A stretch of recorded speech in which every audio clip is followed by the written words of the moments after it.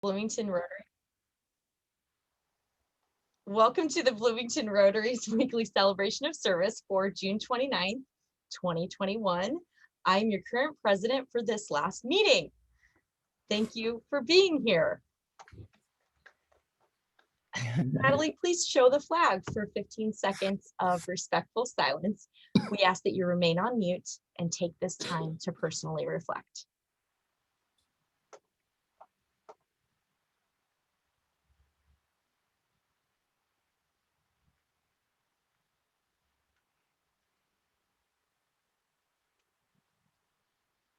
Thank you.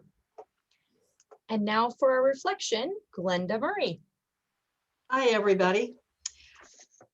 As we end one Rotary year and begin the next one next week, I decided that it was a good time to reflect on some of our past presidents.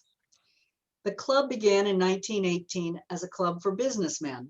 It wasn't until the 1980s, as you will remember, that women were allowed in Rotary clubs across the country. Sorry about that. There. The first 75 presidents of our club were leading men in Bloomington and Monroe County, including William Haynes, our first Black president in 1972-73. He was an architect at IU and then worked independently. He moved away and died in 2010, but I think it's important that we remember what he accomplished for our club nearly a half century ago. In 1993-94, I kind of thought I'd focus on some women since we have Ashley finishing and Sally getting ready to begin. So in 1993-94, we had our first female president, Judy Talley, whom some of you will remember. She was the director of the Bloomington Hospital Foundation at the time, and she died in 1997, I'm sorry to say. Our next female president in 98-99 was Patricia Gross, otherwise known as Pat. And for those of you who did or didn't know her, she had been city controller and then was on the city council. She retired to New York to be near her daughter a few years ago, but I just talked to her a couple weeks ago and she's fine. So 5 years later, Judy Witt from WTIU was our president, and I followed her for the Rotary Centennial year of 2004-2005. Judy and I were the first two women to serve, one right after the other. And Judy served as district governor, as you may remember. Yolanda Trevino from IU was our president also in the late 2000s, our first Latina president. And when we had the past presidents gathering last week, Yolanda reminded us that we still have much work to do in making our club more diverse and inclusive. But it is a priority, thanks to Raj Hadawi and a number of other folks who have provided some funding and who are encouraging folks to visit and then consider joining. Yolanda was followed by Susan Bookout, who was director of Meadowood at the time. And Susan has since moved away. And then I wanted to remember the men. Phil Meyer, John Diltz, Jim Bright, and Lance Eberly served in the early 2010s. Of course, Jim also went on to become district governor, and Lance is in line to be district governor. So then we had three women in a row. In 2014-15, Joy Harder added, "Is it fun?" to the Rotary pledge, to the four-way test. She created her own rap song, Rotary rap song too, for those of you who have heard that. But she was encouraging us not to be so serious all the time. Sarah Laughlin came next, carefully leading us through strategic planning with help from Michael Shermus and the board. And Leslie Green followed, reminding us about nature and outdoors. Mike Baker, Lauren Snyder, and Aaron Davis were leading us forward. And then, you know what happened next. The pandemic hit. But Aaron, the board, Alan Barker, and others quickly moved us to Zoom so we could continue to meet, even though we couldn't see each other in person or have lunch together. Ashley Wesley has gracefully led us through much of the pandemic and has been a calm and cheerful presence in this challenging time. Next week, we'll induct Sally Gaskell as our new president, and there are rumors of in-person meetings in our future. So in summary, we have 29 surviving past presidents of our club, although we did lose 2 in the last year, Randy Bridges, who was also a district governor, and Keith Klein. If you were keeping track, you'll know that Sally will be our 11th female president. I'm done reminiscing, but please let us say thank you to Ashley for all her hard work this year, as well as all the technology folks who helped us continue to meet. And then let's give a hearty welcome to Sally, who starts next week. Thank you all. Thank you, Glenda. It's so good to remember where we've been and where we're going. We appreciate you documenting it all and letting us know. And you will receive an email with the sign up for next quarter's reflections in this week. I don't know if it's going out today, but you'll see that in your inbox. Please take the chance to sign up for a reflection.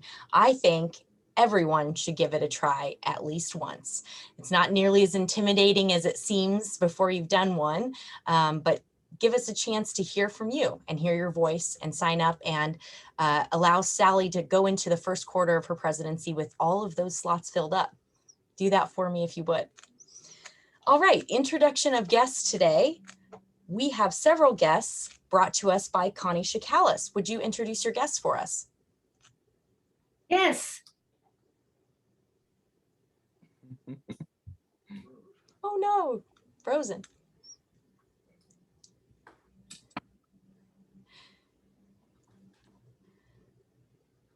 All right, if Connie doesn't join us in the next few seconds, I'll go ahead and introduce her guest, but I think she's coming back to us. Am I, uh-oh, I'm unstable. We can hear you now. Okay, I'm unstable as usual. Cleve Wilhoit, journalist, journalism researcher, and journalism professor. 2 other journalists, Janet Weaver and Ruth Albright. A pianist, Mary Penzine.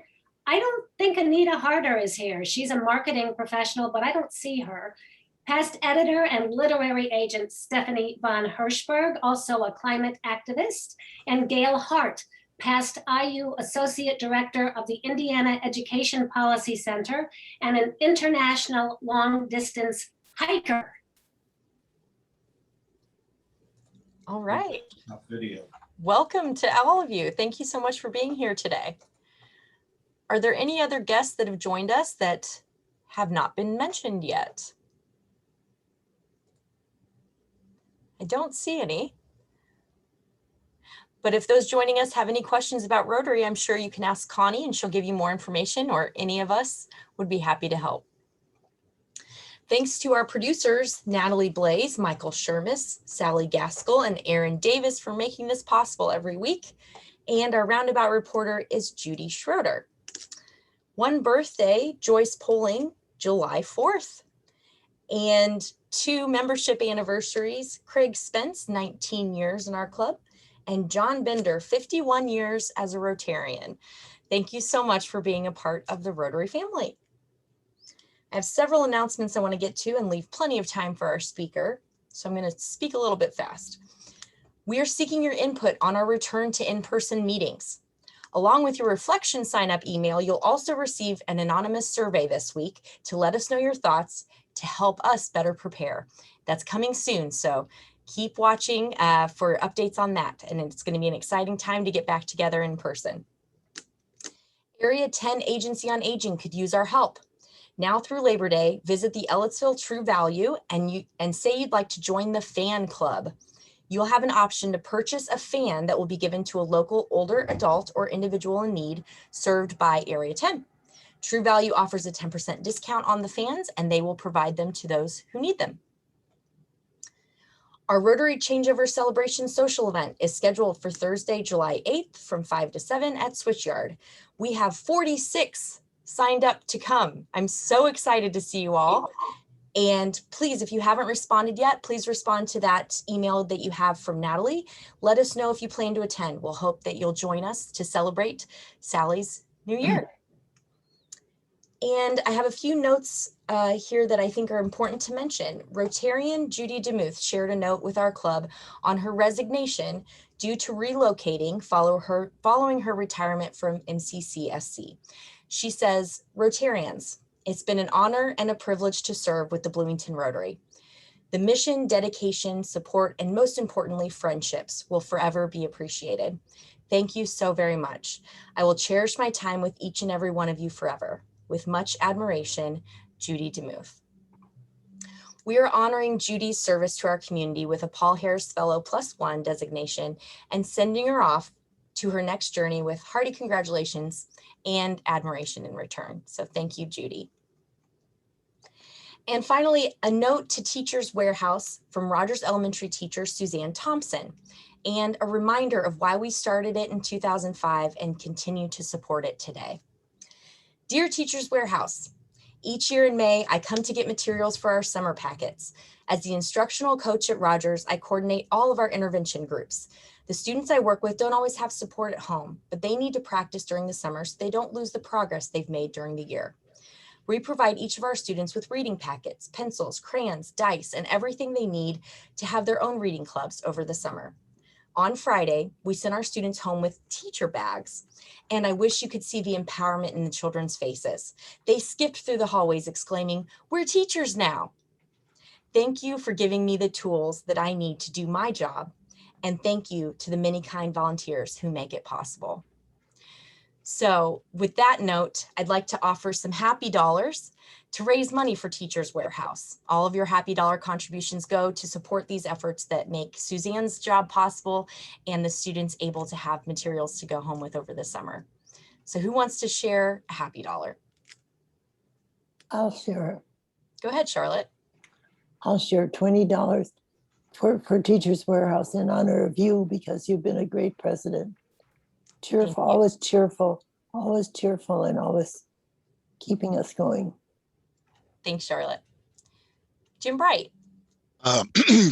Charlotte and everyone, I'd like to match Charlotte's $20 in support of Teachers Warehouse and in recognition of Ashley's tremendous year. Well done, Ashley.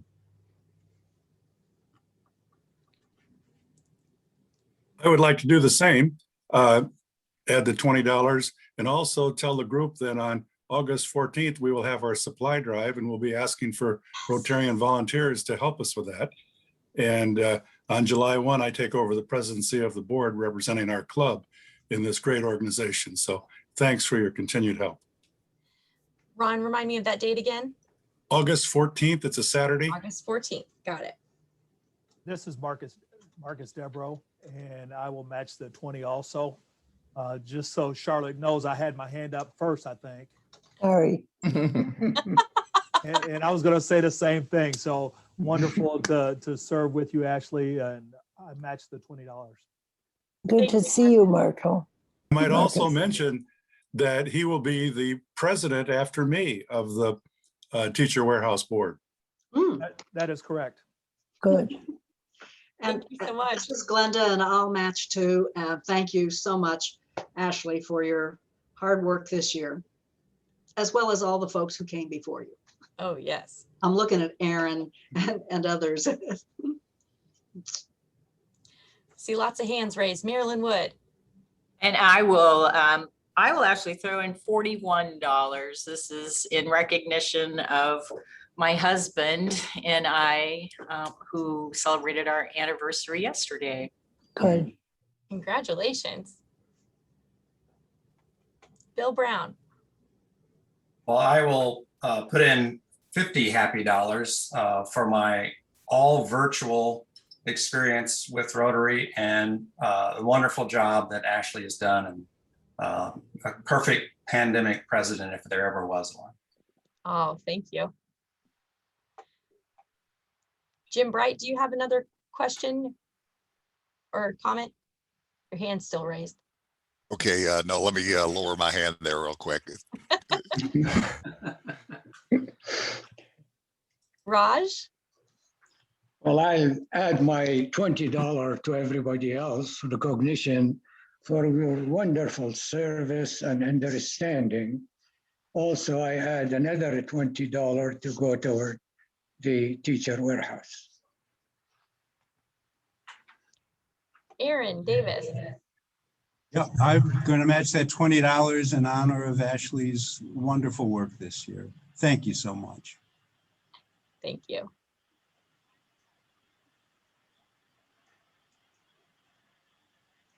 Any other takers?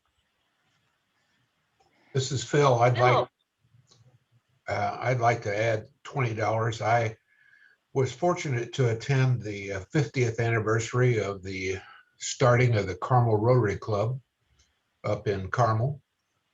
We installed new officers and they installed the new district governor. And what I'm most happy about, they began their meeting with reciting the Pledge of Allegiance. All right. Any other takers before we pass it on? Rex. Yes, I'd like to contribute $20. I think you've done a wonderful job getting us through a difficult year. Everybody working on this has made the virtual meetings a pretty big success. It surprised me. Mm.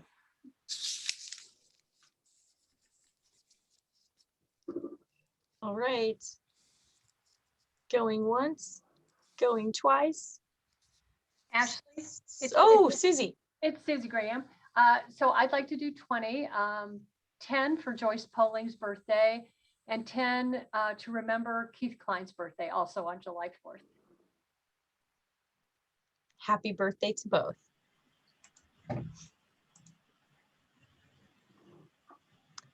All right.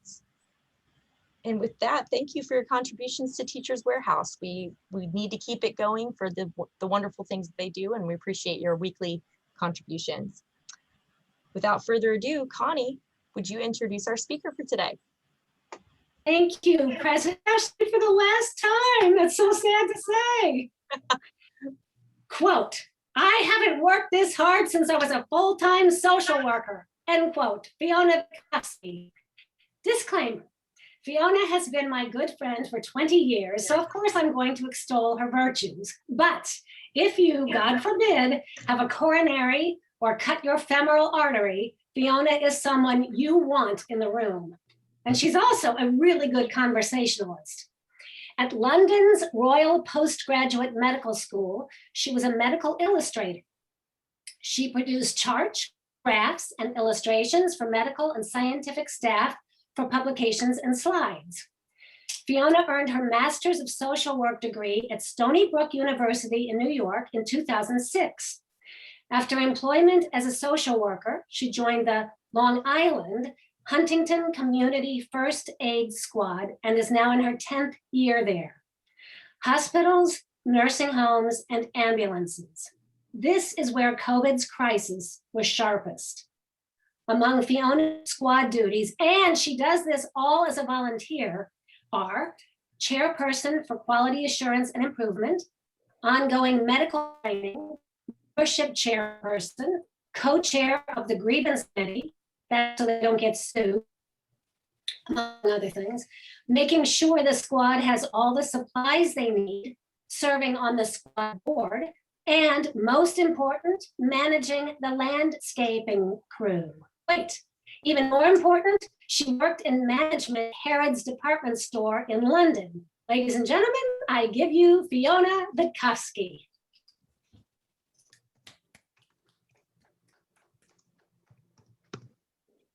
Self. All right. Connie, thank you to my very good friend Connie for her splendid introduction. I think Connie asked me to give this talk about a year ago. And at that point, I'm just going to stand up. I'm sorry. Oops. This thing here. At that point, I thought, you know, how bad can this be? It's a year ahead, and I'm sure I can think of something to say. Now, of course, I'm terrified doing this in front of 50 people in another state. But anyway, what I really want this to be is much more of a conversation. I want to know what you want to know. I don't want to stand here and give you a lecture on EMS in times of COVID. I'm much more used to being in the back of an ambulance asking incredibly personal questions of people like, or where does it hurt, obviously. What color is your urine? When was your last bowel movement? Things like that. I have no problem asking things like that, but standing in front of all these people is a little nerve-wracking. So Fiona, please.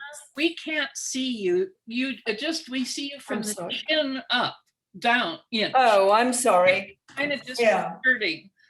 Sorry. Thank you. Okay. Right.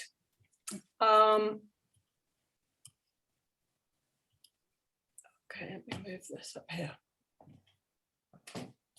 Yes. Sorry about that. Okay, Huntington Community First Aid Squad in Huntington on Long Island handles about 6,000 calls a year. So it's the second busiest ambulance department on Long Island, which is just to the west of New York City. What do we, east of New York City. We have about 200 riding members and 6 ambulances, 1 mass casualty vehicle, and 3 first responder vehicles that don't transport people. I began working in emergency medicine when my son left Huntington Community. So he volunteered there for a few years. And when he would come home, I would say, well, tell me about the calls you were on. Tell me about the heart attacks, the motor vehicle accidents, all that kind of thing. And then he left in order to be a paramedic in Manhattan. And I had no stories. So I thought, well, I better volunteer myself and go and get my own stories. So that's really how I began. And here I am 10 years later, still doing the same thing. I probably volunteer about 500 hours a year. And I do fewer calls now. I mean, I do calls once a week on Thursday, but now I'm on the board, that takes up a lot of time. And as Connie said, the landscaping takes up a lot of time. And so I do fewer runs. I started off as a dispatcher and a first aider. And when I became an ENT, I became a crew leader, which is the person in charge of the call. So I handle everything to do with patient care, where the patient goes to, security, safety of the crew, and which hospital the patient is going to go to, whether they need to be airlifted or whether we're going to take them in the ambulance. Everything soup to nuts. Working at the height of COVID was obviously very overwhelming. My husband was worried that I was going to bring COVID home to him. I was worried that I was going to bring COVID home to him. And in fact, 2 of my colleagues did get quite sick with COVID last year. So the last 18 months were difficult, but not so much more difficult than the previous 8 years. Obviously, we have to wear gloves on every call, but we're wearing gowns and N95 masks and eye gear and all that kind of thing. And then we would spray down the ambulance after every call and spray ourselves down after every call. I think the more difficult thing was after things died down a bit, remembering that the people you were picking up might still have COVID. So you would go to a motor vehicle accident and the couple in the car, obviously your first concern is they've had a motor vehicle accident, but they could also have COVID. The guy having a stroke could also have COVID. And the drunk guy outside 7-Eleven could have COVID. So you have to sort of keep your guard up the whole time and make sure you don't become complacent, which is something we're experiencing at the moment. Things have died down on Long Island, but the Delta variant is still very much out there. So we have to be careful on every single call. The main thing was in the height of COVID was that one person would go and triage the patient and determine whether we should get all this gear on before going in. So we would go and take a temperature and ask whether they had breathing difficulty,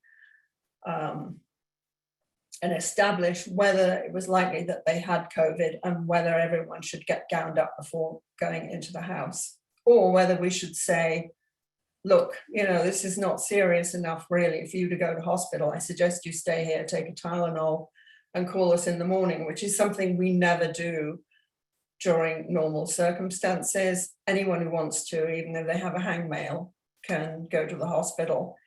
And during COVID, there was a slightly different situation. Anyway, I have 7 points for you, and I've actually added an 8th. So my most important message for today is please get vaccinated if you haven't already been vaccinated. COVID is still a threat out there.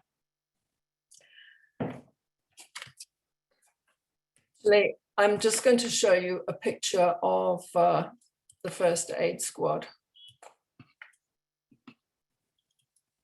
Oops. Sorry.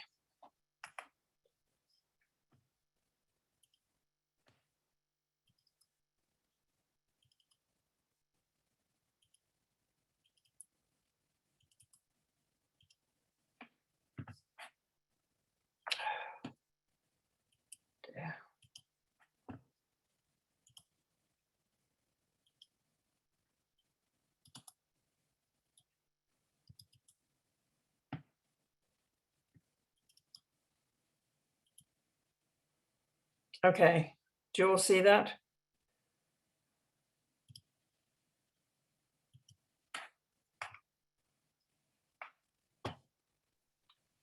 You're good, but you were good. Okay, right. So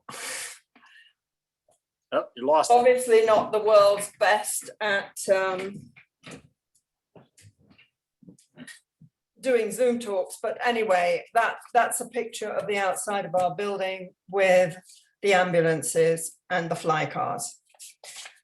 So going back to my 7 points, I'm going to go through the 7 points fairly quickly and then go through them in more detail. Okay, number 1, make sure that your house number is visible. We may waste valuable minutes if we cannot find your house. Number 2, have a list of your medications and allergies in your wallet and on the fridge. Oops. I'm just going to move this. Sorry, I probably cut my head off again.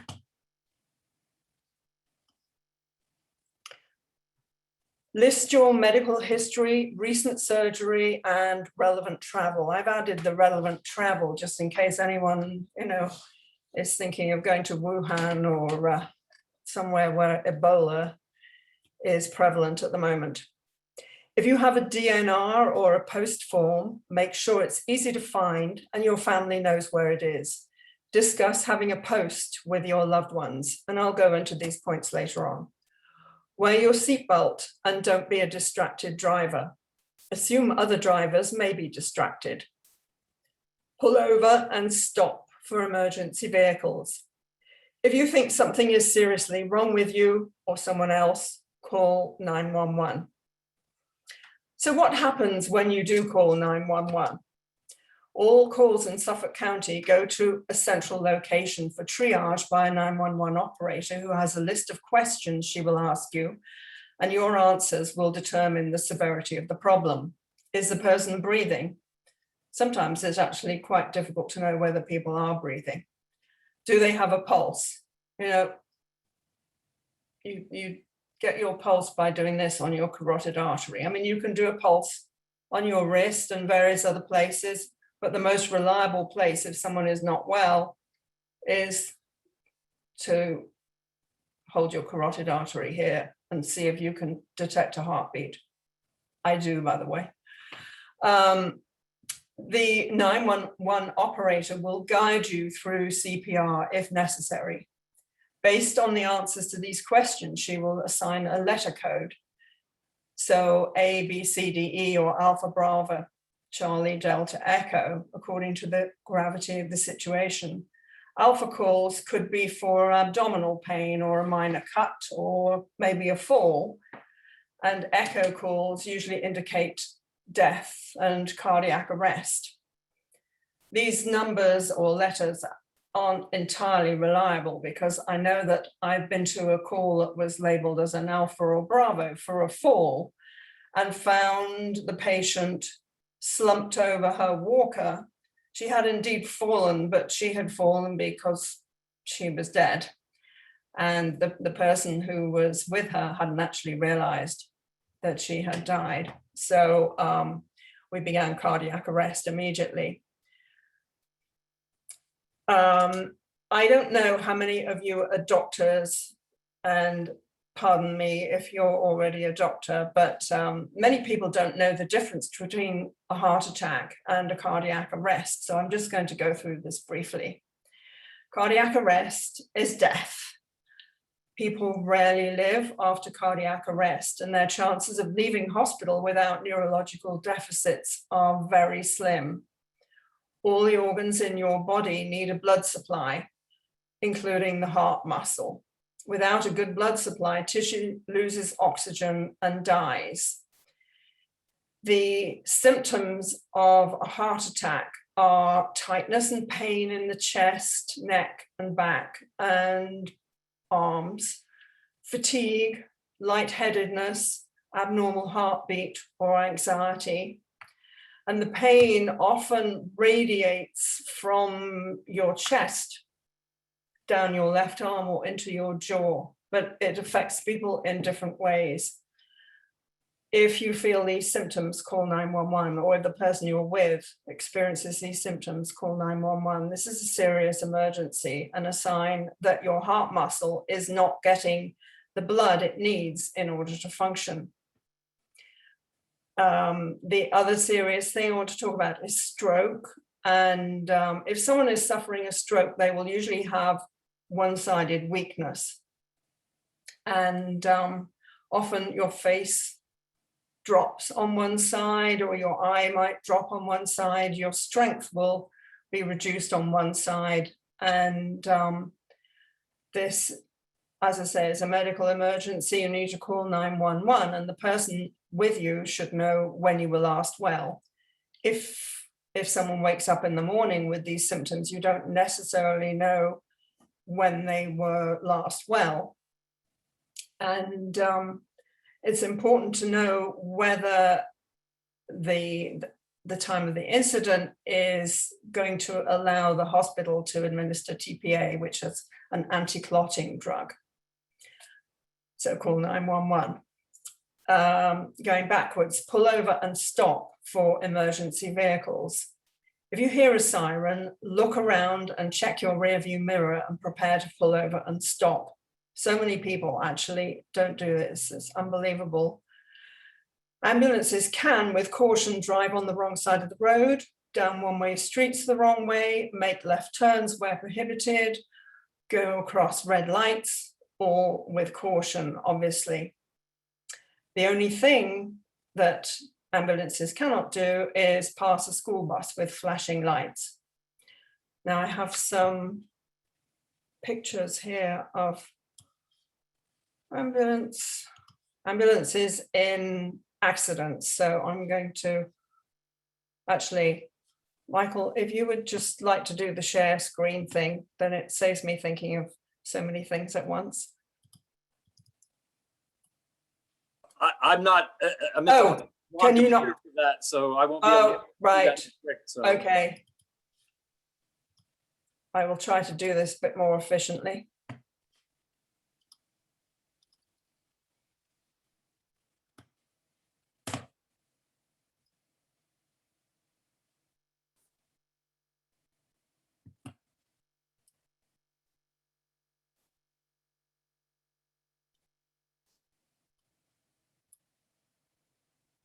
Okay. This ambulance was, oops. I'll just tell you briefly what's going on.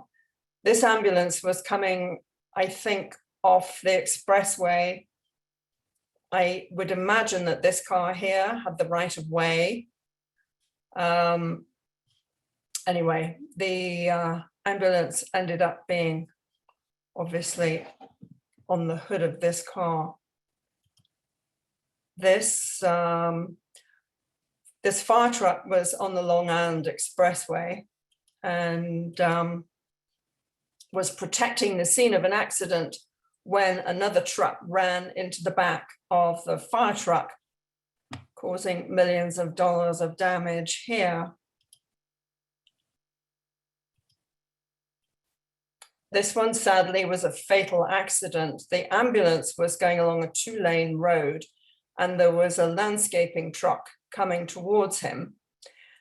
A van pulled out of a side road, so the landscaping truck pulled over towards the ambulance. The ambulance pulled over onto the soft shoulder and hit a tree, took out the side of the ambulance. The 2 paramedics in the back were ejected and both were killed. The patient in the back of the ambulance was also hurt, but not killed, and the driver was also hurt. I showed this to my trainees the other day when I was trying to tell them they should wear their seatbelts in the back of the ambulance. And hope they got the message. Okay.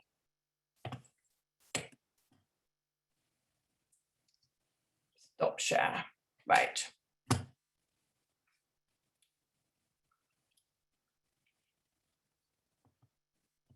Oops.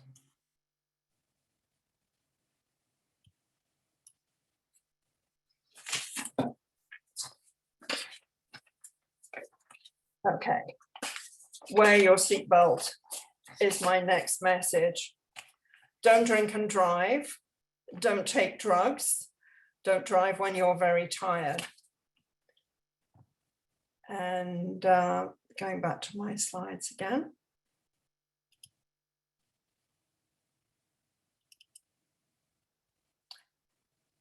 This guy here had just been doing heroin. He was driving along Jericho Turnpike here and realized that the vehicles in front of him had ground to a halt. And so he just swerved off into the side of the road and hit a parked car here. Ironically, this guy we picked up maybe a couple of months beforehand when he passed out at a stoplight while he was taking heroin. And this was called in as I think it's a dead on arrival or something, because a passerby walking by his car thought that he had died because they couldn't rouse him. So the police went along and smashed the back window of his car, got in, and he woke up at that point. I think he denied taking heroin, but he had a load of paraphernalia on the front seat, which was a bit of a giveaway. The next one. This guy had a massive stroke, but oops, I'm sorry. Again, he was driving along Jericho Turnpike and there was a 7-car pileup. You wonder how people get out of motor vehicles that look like this, but anyway, he did. So he was, I think in his late 70s or something like that, when he was first interviewed by the triage team, because we will quickly go around all 7 vehicles and establish how people are doing, you know, whether they're alert and oriented, whether they're bleeding to death, whether they have any life-threatening injuries. This man did not. And so the crew went on to the next vehicle, which had to have the roof cut off and the passenger, the driver, extracted from there. This guy seemed to be okay, except that he was a little hazy on some of the answers to questions like, who is the president? I think he said Nixon or something like that. And it turns out that he had a massive stroke, which probably caused the pileup of all these other 7 vehicles. And so we took him off to hospital, actually. He was wearing his seatbelt. This was a 16-year-old who turned left in front of an oncoming vehicle. She was in a car, she'd been driving, I think, 3 months or something like that. And she had just not noticed that the car in front of her was going straight on. She turned left and totaled her parents' BMW.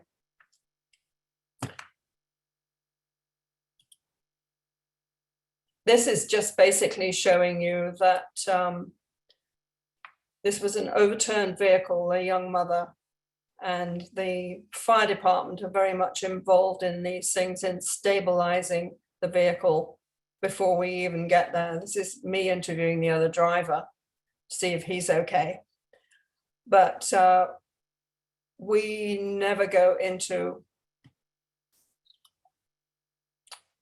a motor vehicle accident or a fire or anything like that. We rely on other people stabilizing the patient before we get there. So we're not going to go in when a car is going to fall on top of us, or a fire is going to burn us alive, or when there's an active shooter or something like that. We rely on the police and the fire department to protect us before we go in there. Everything is safe by the time we go in there.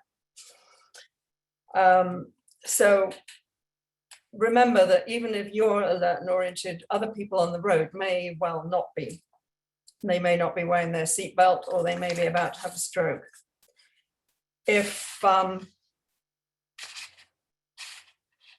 Also watch out for pedestrians. Usually those are the people that we end up medevacing, and I've got a quick picture of a medevac here.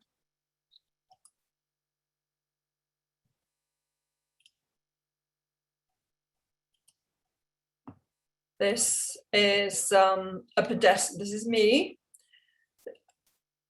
And this is a nighttime scene doing the same thing. Usually when pedestrians are hit, even at a very low speed, obviously, it's very traumatic for the pedestrian. So they end up going to a level 1 trauma center in a helicopter, if the helicopter is available. So do not resuscitate and post forms. I believe that in Indiana, you have the post form, which is physician's orders for scope of treatment. And you can sign one of these things if you have a terminal illness, not if you're just like, you know, Connie and me without any terminal illness. It's very important, I think, to have orders for what you want to happen if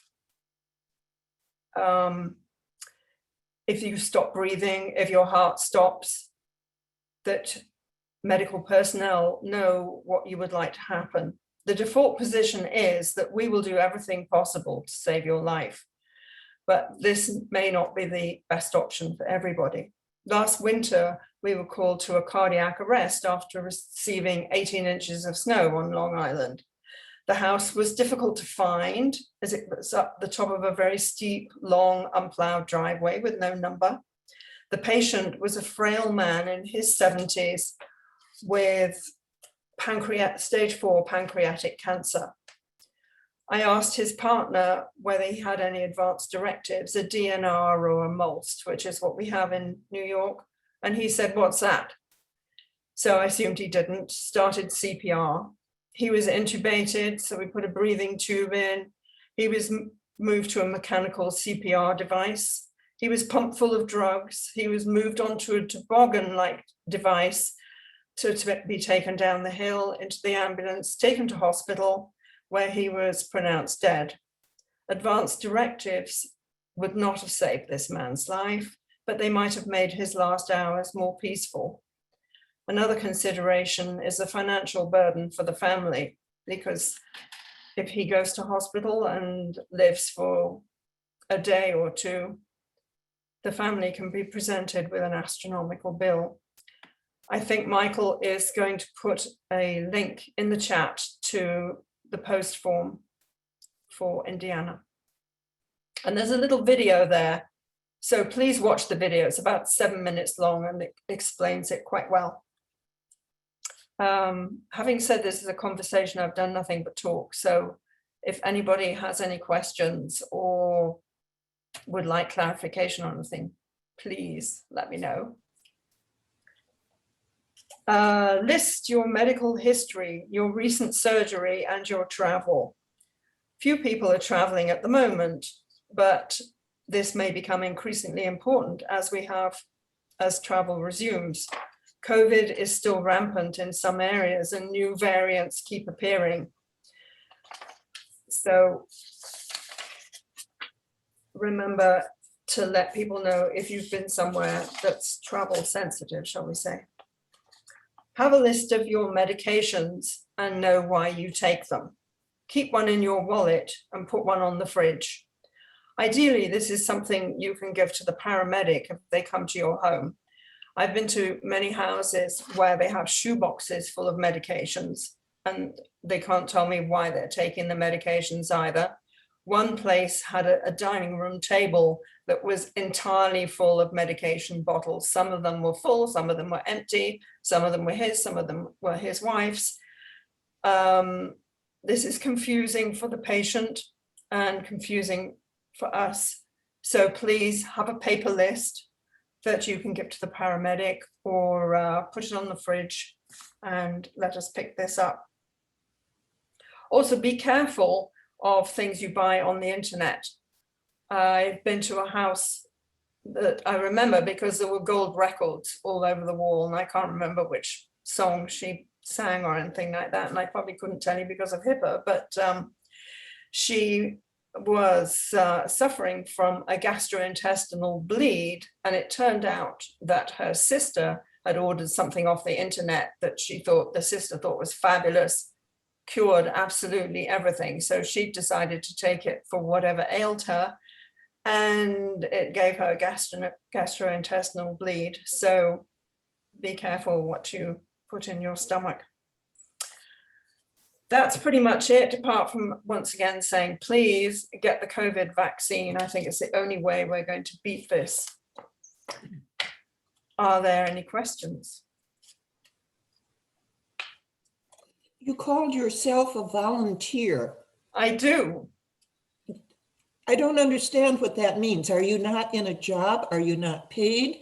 And I know that there are doctors here and what we used to have who now are no longer allowed to volunteer because then insurance doesn't cover them.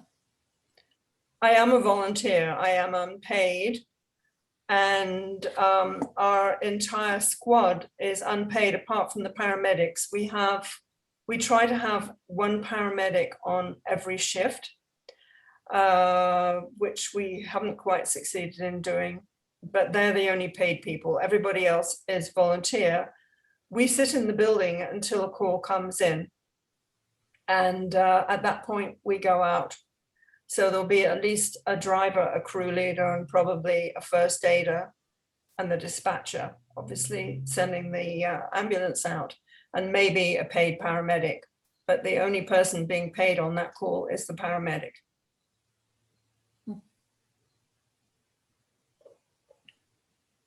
I think I'm always doing the right thing, because when an ambulance is coming toward me and I'm traveling the other direction, I pull over anyway, even maybe on a wider road. I assume that's what it means to pull over, but is that true? That all traffic, both directions? Unless it's a divided highway. Right. Yes, they should do. But you'd be amazed at the people who just kind of slow down, which isn't helpful because they don't know that we're actually going to turn right. So they're going slow on our right, and we're trying to pull into a road, in front of them. And or they stop and they get out of their car and open the door in front of us, or try to race us to the next point. It is unbelievable. Yes.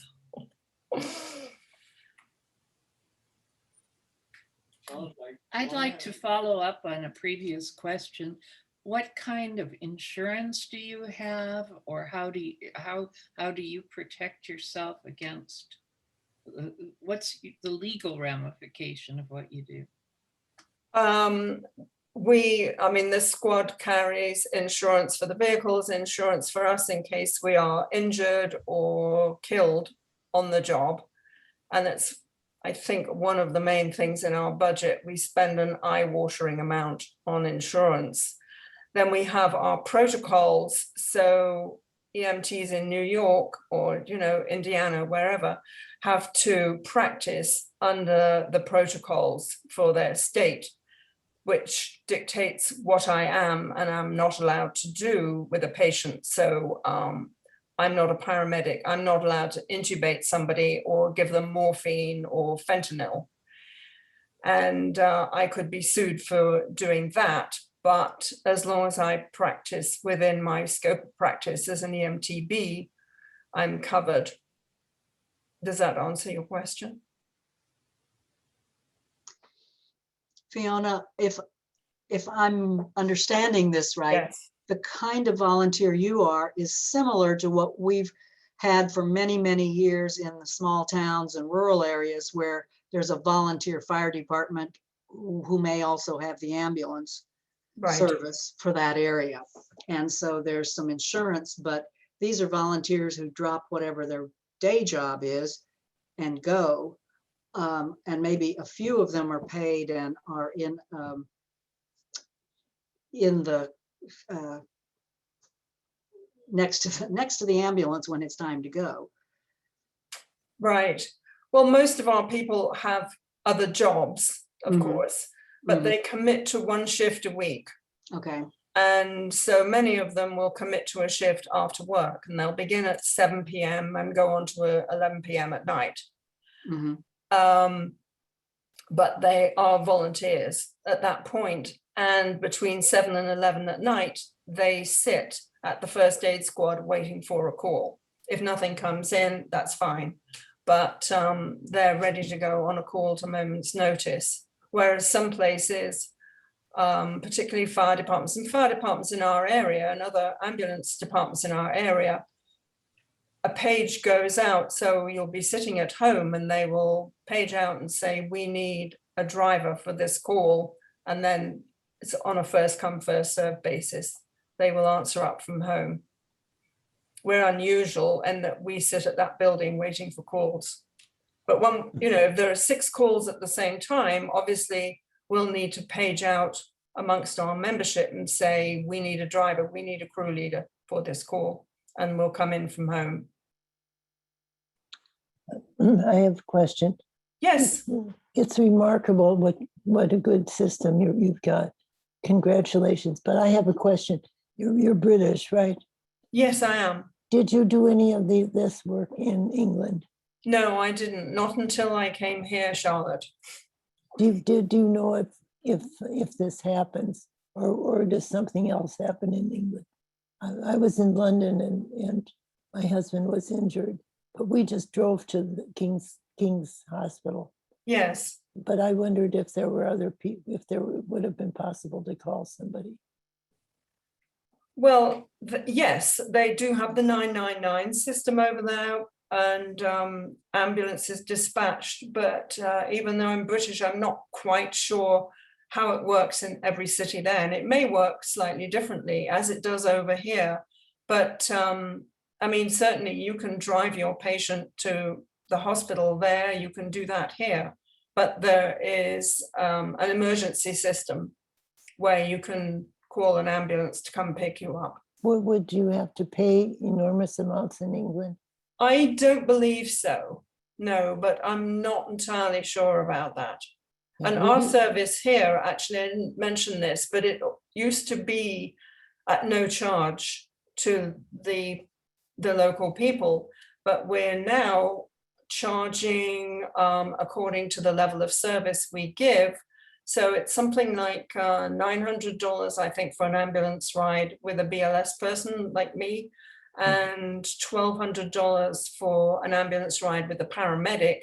And that's billed to your insurance, be it, you know, Medicaid, Medicare, or United Healthcare, or whatever you have. And if you're indigent, then it's just a write-off. But the town is insisting that we charge people these days.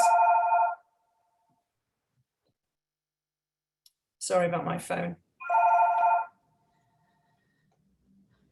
All right, Rex, I see your hand. You're on mute. Rex, you're muted.